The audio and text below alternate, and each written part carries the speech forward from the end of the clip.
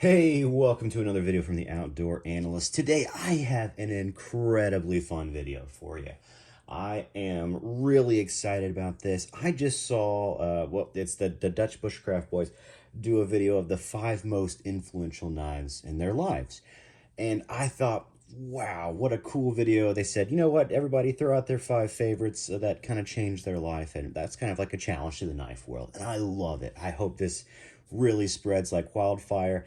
Before I jump in, like, subscribe, help out a small channel. I would definitely appreciate that. Hit that subscribe button. And yeah, if you like knife content, I usually shoot out 2 or 3 videos a week.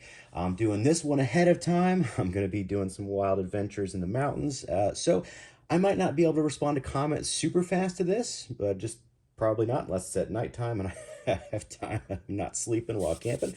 Otherwise, here we go.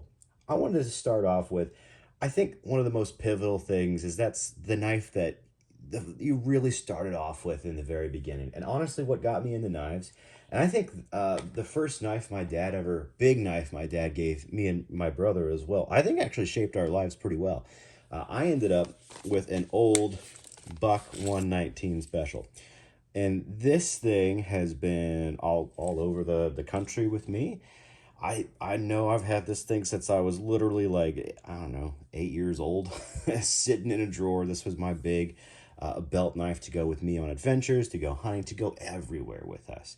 My brother had a really tactical, I think it was a Gerber, or maybe it was oh gosh, I feel like it was a Gerber at that point. It could have been something else, but you know, it kind of I feel like that shaped our lives quite a bit. The 119 was mine. I really kind of took that hunting sort of world, and you know what? My brother went full tactical for his life, and truly, he's a beast. He has made that a big part, and it is pretty amazing. So this really got me started. The 119 has been on so many hiking trips, so many camping trips, hunting trips, just everywhere. This was it. Like, this was the knife. And it, you know, obviously this thing was huge when I was a little kid. So I felt like this was just some massive monstrous Bowie. But it's actually been really amazing. And yeah, there's probably still some damage on there. It's done some wild things. This knife has been all over. It's seen some cool cool times, that's for sure. But all in all, this has always been with me, and it has always shaped, I think, my knife passion a little bit. It got me started, it kept me in it, and it's really traveled with me. I think the next knife that moved me from just, you know, making sure that you always had a knife with you because that's important, you just never know when you're going to need it, to jumping into the passion of knives, honestly, was on a solo backpacking trip. I went solo backpacking, and the goal was honestly just to screw around and do bushcraft on my own for like the first time. And my dad had, he was real big into tactical knives at this point, and SOG was the biggest thing back in the day. And he handed me a SEAL team to go with me. And I knew not much about knives at that point. I knew this was ridiculously large. To me, it was insane. It was just way too big, super Rambo-y. But he's like, you know what, go out, baton some logs. You know, I went out with a saw, did everything absolutely wrong possible on a long backpacking trip, just solo, and had more fun than I think I went with one of my dogs at that point. Okay, so maybe it was not totally solo, had a pupper with me, but that was one of the most fun trips ever. And this thing, it was supposed to be, honestly, a little bit cheap because it was AUS 8. Everybody had always told me AUS 8 was terrible at the time. And I came back raving about how many logs I split, how this thing still had a great edge to it, how many like feather sticks I did, how I also realized it was kind of easy and it also sort of tough to do them with a serrated edge. I kind of lost my love for the serrations a little bit, but I really gained a passion, like truly, for fixed blade knives at that point. And this is a pretty big beast, and you know what, this thing honestly almost took off one of my fingers at some point with another motorcycle trip back in the day. Very Sons of Anarchy, that sort of thing. But, you know, that didn't keep me out of it. I still kept my fingers, kept riding, had no issues in the long run, miraculously. So, yeah, this knife's definitely drawn some blood on me and you know, others maybe. This is a beautiful thing. What a beautiful knife right here. It's never leaving. That's a part of life that just changed me as far as just knives were amazing. I really dove in at that point, just to the fixed blade world. And really from after there, I started getting nuanced. I started getting like, really more in depth into it. And the next probably knife that actually had a big influence on me was the Mora Eldris. This really changed how I carried pocket knives from that point on. This was the first one I could ever even find as soon as they came out. I think it was just nothing but this green color back in the day.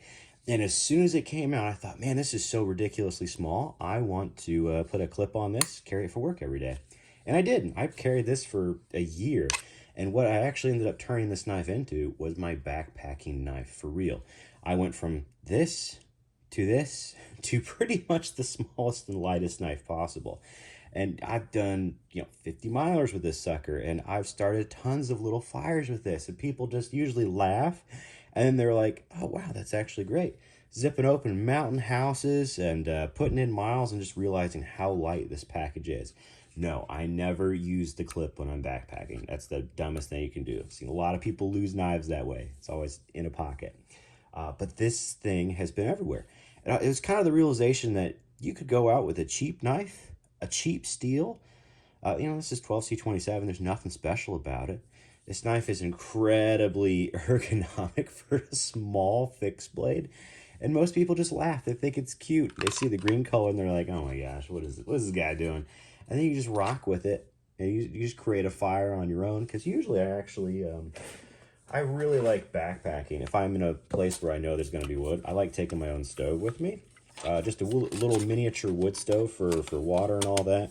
Kind of keeps you from having to deal with, gas and possibly having things break on you. When you can just take this, fill it with little sticks, boil your water, and you're good to go. I really like this. Or the cheat is, grab a little S-bit cube or something down there to make sure it gets lit and started, even if everything's kind of wet. Well, that's your secret weapon for backpacking. Surprise, surprise. But this knife really changed me. It changed me for weight. It changed me for steel quality. And it just made me realize that you could really rock with a small knife. That's really where it came. And this was a big, big step up for me as far as not needing to run out with a Rambo knife and do heavy mileage, which is also a terrible idea. But maybe I went from extremes, maybe a little too extreme, but that's okay. This knife really made a big impact on my life. The next one that probably made an impact was really in the hunting world and a really quality knife. My dad's given me way too many knives. So cool. That's how awesome he is. Also, these are some especially like customs. This is a custom my dad gave me just from his hunting life. Oh man, before I even break into my number 4, just look, this thing has been sharpened so many times. This is a custom maker who's long passed. I finally found this whole thing out. The guy was from Newcastle, Indiana, Bert's Knives. Apparently he specialized in 440C.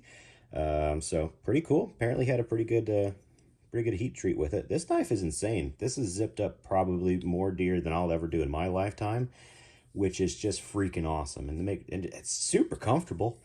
Has like a built-in kind of guard to choke up on this thing. It's really ridiculous, but really awesome. This thing has been, just in the family for a very, very, very long time. And it's definitely going to do work for the future. That's going down. It's getting passed down, no doubt. And obviously the A.G. Russell over here. This thing is just a deer beast. Absolutely deer beast. Hollow ground. It's ATS 34. If anybody doesn't, that's the Japanese version of 154 CM. This knife is ridiculously thin and slicey. Super cool. Loveless design. A.G. Russell. Just another family heirloom. I figured, if we're doing influential knives, these are influential knives for the family and freaking amazing. But my next one was the first really fancy knife I've ever had. And this was, my dad gave me a Fallkniven S1 as a woods knife. And this thing ended up kind of saving me on some deer hunting with people. We ended up field dressing multiple deers with this at the same time. And nobody even had a saw with this. This knife just earned its place for, holy cow, you can do pretty much everything with a convex 5-inch blade. You can rock the woods. You can rock field dressing. From that point on, I fell in love with Fallknivens. I fell in love with convex edges. And just honestly, I was amazed that you could do all that and have such toughness in a VG10 420J wrap knife. It just kind of solidified the argument for me that, man, there's better knives out there than, Moras or Sogs, and sometimes it's really worth paying that extra price for the grind and the design. It's the first time a design of a knife just made such a difference in my life. And this really pushed in the bushcrafting side of me. I kind of went on more adventures, camping trips, and it really, honestly, it's helped me with my fam. A much better fire starter. It made me do more adventure trips as far as not just regular backpacking, jump into kayaking. This was stainless. I never had to ever worry about this, ever. It just always performed. And it really moved me into more of a true passion for getting into higher end knives and seeing where it can make a difference. So Fallkniven just was really a game changer for me. Now the fifth knife, I kind of struggle with because there's just so many. I honestly wanted to put a custom on here just to show my appreciation for how much I love hardworking Americans, and what they put into knives. But just personally, I think it all kind of began a little bit around this knife and maybe a few others. But at the same time that I had the Lon Humphrey Reaver about, I don't know, 8 years ago. Because I started off with this and some Wild Bark Rivers and 3V and A2. I just had them all at the same time when I was doing ridiculous woods tasks. We've got a lot of property we take care of, and I would just want to see what a large knife could do versus an axe and a chainsaw. And back in the day, I was amazed that you could take down trees, baton through big logs, and I did it with 1095. This is a giant chunk of just regular 1095. And yes, I also did it with 3V and A2. They were all out there always at the same time, me just kind of comparing, seeing how they do. And it's taken me years to realize how nice it is to be able to do so much work with an old school steel.